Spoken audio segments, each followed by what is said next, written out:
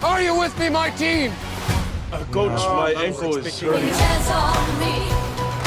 Hello, everybody. Welcome back to Awesome Bridge. Trevor here. I'm by myself today because I watched Next Goal Wins and nobody else from the channel wanted to go and watch it, and probably for good reason because it wasn't good. And it's really interesting the place where Taika is in his career, going from just 4 years ago winning an Oscar for Jojo Rabbit, and kind of feeling like he was on top of the world, was like one of the most liked of the MCU directors, and then now he's here after Thor: Love and Thunder, and then now with this disaster. It was, supposedly going to be an awards thing and just completely tanked. So let's talk about it. And I just want to start out, first of all, we need a good football / soccer, whatever you want to call it.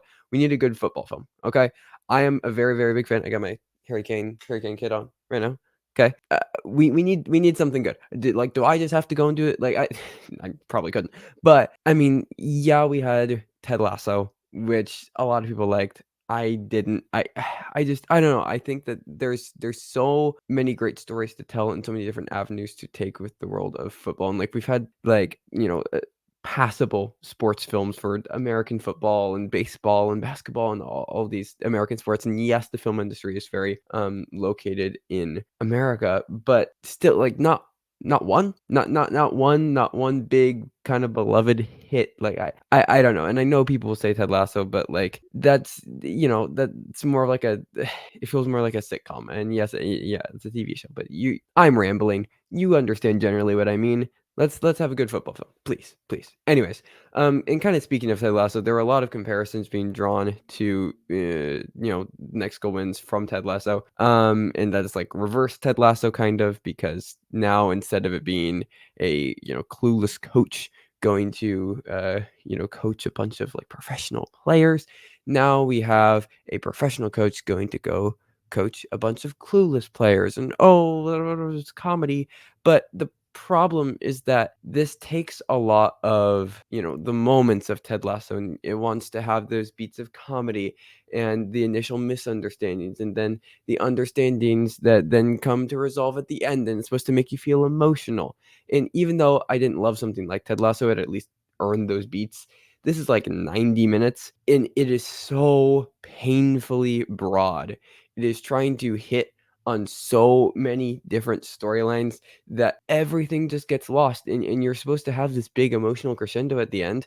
Why should I care? Why should I care? Barely anything was established. The only real emotional core at the center of it is between Michael Fassbender as the coach and then Kaimana, who plays like the first trans woman to play in a FIFA World Cup qualifier. And I will say, Kaimana, innocent. She's fantastic. A revelation. Would love to see her in more things. The way that this is handled, it got described as a green book for trans people in some test screenings, and like it kind of is.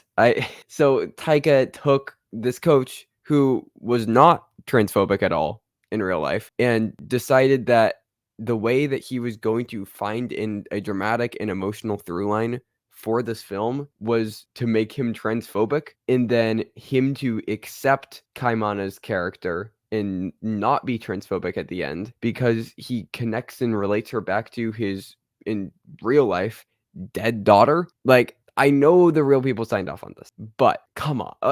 Like, what the fuck? It's such a bizarre way of drumming up drama from the story when there's plenty of other places that you could do so. Like, it isn't good trans representation if the entirety of the representation is built around like the central drama of the story is, will this person accept the trans person being trans? Like, that just isn't interesting. That isn't beneficial for trans representation if that is the only way that trans people can exist within films, is just the questioning that they're like, it's such a weird and kind of outdated character arc to take this character on, especially when like you're telling a thing that's based on a true story, and like you didn't even have to come from the true story. Like, this is entirely added by Taika, and it's just really bizarre. I don't understand the choice at all. But anyways, that whole thing happens. It's based on real life, so history spoilers, I guess. They win the game at the end and they don't qualify for the World Cup, but that isn't a big deal because they won the game, and that's okay. And sure, once again, it earns absolutely none of the emotions it's trying to make you feel by the end. And maybe it could have earned that emotional payoff. Maybe it could have adequately set things up if half the runtime wasn't devoted towards these like random one-liners and well, that just happened humor that is so tired. And like I know this film was supposed to come out 2 3 years ago, but it was tired then. Like Taika ran, and it wasn't just him. It's Marvel. It's all everything. But like Taika's part of it, just running this type of comedy into the ground. And honestly, that is really where I'm at with Taika. Like I really like What We Do in the Shadows. I really like Hunt for the Wilder People. I haven't seen his films before that, but I've heard good things. But like again, I like some of his earlier work. And even though there was a similar style of comedy, it still took time to kind of break down this large comedic facade of characters to really sit in, some quieter moments and really actually get to know these people, even if that was done through comedy. And I don't know if his style has changed or if he just doesn't care about that anymore or what, but these emotional moments feel so forced. It's almost like now he's writing the comedy and then just sliding in dramatic beats to just have them in there, rather than before it felt like he came up with a compelling dramatic story and then built the humor around that. And that's where I think that comedy can be at its best, where it still feels like an actual film that just happens to be really funny rather than just a sequence of bad SNL skits. So I don't know. I think Taika's also been like super overworked. He's doing like 3 shows in a year and like all of these films like back to back to back to back.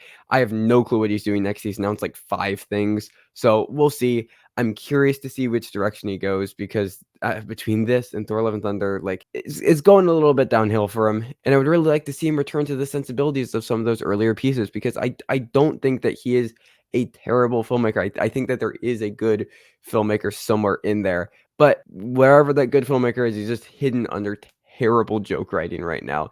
And I don't really know what to do with this. I really, really dislike the film. Not only was it painfully unfunny, but the one dramatic beat was incredibly frustrating. So I don't know. I'm gonna give this a 2 out of 10. The only reason it's not a 1 is because of Kaimana, who is genuinely great, and I hope that she's in more films. As far as awards, absolutely not. Maybe it shows up at like the Golden Globes for comedy musical because it's the comedy musical category at the Golden Globes, and there's going to be more spots because there's not going to be any of the dramatic films in there, and there's 6 nominees. It's like maybe Michael Fassbender can slide in and get a nomination. Other than that, I would be shocked if this showed up absolutely anywhere in the award season. It isn't good. It's flopping at the box office. It's not going to happen. But those were my thoughts on Next Goldman. You can let me know your thoughts in the description and where you think Taika's career is going to go after this. But until next time, thank you again for watching. You can also follow us on social media, and you can to keep up with everything that we're doing, movies, TV, and music, in the links in the description. But until next time, stay safe, everybody, and goodbye.